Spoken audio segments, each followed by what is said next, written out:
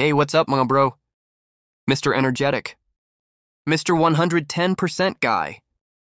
Ano sa pinakakilala na tawag na the H-bomb, ilan lamang ito sa mga moniker ng former Ginebra player na si Rudy Hatfield. Pero bakit nga ba ganyan ang tawag dito kay Rudy Hatfield? Sino nga ba si Rudy Hatfield? Bago nga magkaroon ng Calvin Abueva, meron munang Rudy Hatfield sa height nga niya na 6'3", ay kayang-kayang makipagsabayan miski sa malalaking import ng kalabang team. Ito yung type ng player. Mga bro na kahit hindi umiscore ng malaki, basta nakatulong sa team, yung hustle at energy niya sa loob ng court ay sobrang laking tulong sa team na pinaglalaruan niya. Noong 2004 nga mga bro ay nagkaproblema na nga sa ibang bansa. Itong si Rudy Hatfield, kaya hindi siya nakapaglaro ng 2 season. At doon na nga napunta sa Ginebra, itong si Hatfield. Naalala ko nung PBA, All Filipino Cup at sa pagbabalik. PBA niya ay nangako itong pagbalik niya sa PBA ay ipagcha-champion niya na nga itong barangay Ginebra. At nagkatotoo na nga mga bro. Nag-champion nga itong barangay Ginebra. Noong 2006, 2007, All Filipino Cup, kung saan ay nag-average siya ng 15 points per game, 12 rebounds per game mga bro. Ito rin yung panahon na wala talagang makapigil dito kay Hatfield sa pagkuha ng mga rebounds at isa na nga ito sa pinaka-best comeback player. Dahil sa 2 season na wala itong si Hatfield ay pagbalik niya ay talagang halimaw na Hatfield na ang nagpakilala muli sa PBA.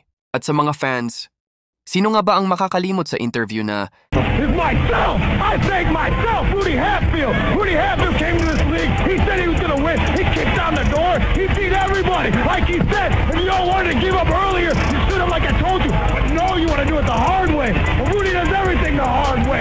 I bring the hurt. I'll bring the pain. I do it all. I was at home 2 years ago with a bag of milk duds and some Doritos, and I was killing everybody. And I am the end all. The be-all. Do it all. Mr. 110%! tanging si Rudy Hatfield nga lang talaga ang may kayang gumawa niyan sa PBA. Mga bro, sabi nga ni Coach Shot Tankinson, ay kahit sa practice ay napaka-intense pa rin maglaro ni Hatfield. Kapag nagkamali ka nga daw ay talagang sisigawan at mumurahin. Kapan ito mga bro. Pero syempre, as a leader, lamang yan mga bro. Kaya ganyan ka, intense kahit sa practice. Itong si Rudy Hatfield, kung kailangan ng energy player. Isang Rudy Hatfield, ang papangarapin mong magkaroon ka sa isang team, intensity, hassle, energy, at lahat ng klaseng energy ay nasa taong ito mga bro. At kahit nasaktan, na ay tuloy pa rin ang laro.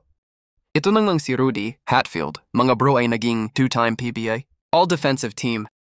At one time, PBA Defensive Player of the Year noong 2003 kung saan ay naglaro pa siya sa Coca-Cola. Pero ang tanong, mga bro ay kailan nga ba nag-retard? Sa PBA itong si Rudy Hatfield. Si Rudy Hatfield nga ay nag-retire noong 2013. Mga bro, sa kadahilanang meron nga daw personal issue. Itong si Hatfield sa pamilya niya at kaya nag-retire itong si HB. At sa 14 na season, niya sa PBA ay nag-average. Ito ng 10 points per game at 10 rebounds per game sa 4 na team na pinaglaruan niya sa PBA.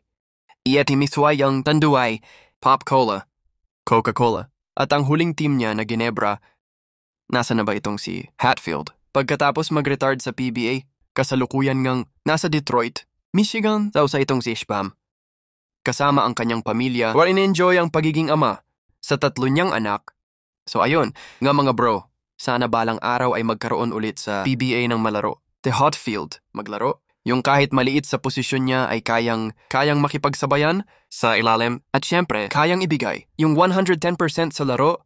Pero sa tingin nyo ba mga bro ay meron ng malaro? The Hatfield sa PBA ngayon? Comment your opinion down below at babasahin ko. Lahat yan